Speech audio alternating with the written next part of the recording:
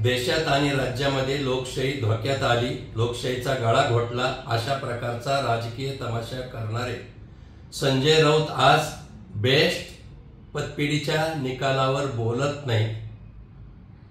त्यांना मला हे सांगायचंय की ही निवडणूक ईव्हीएम मशीनवर झाली नाही, बॅलेट पेपरवर झाली आणि बॅलेट पेपरवर निवडणुका घेतल्यानंतर सर्वसामान्य मतदार कुणाच्या बाजूने हे सिद्ध झालं।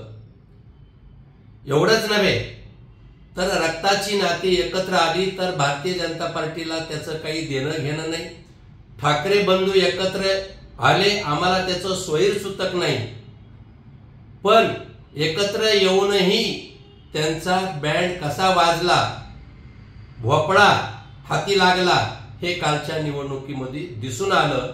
या उलट मुंबई महानगरपालिका कुणाच्या ताब्यात द्यायची आहे आणि कुणाच्या ताब्यात येणार हे स्पष्ट दर्शवणारा कालचा बेस्टचा निकाल होता। संजय राऊत निकालावर बोलत नाहीत, पण आता मला वाटतं की ठाकरे मुख्य प्रवक्ता पदाचा तरी त्यांनी राजीनामा द्यावा।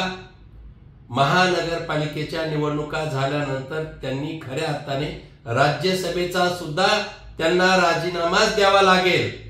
पण रिकामी बडबड करणं आणि नरेटिव्ह प्रस्थापित करणं याची साक्ष म्हणजे बेस्ट पतपेढीचा निकाल होय।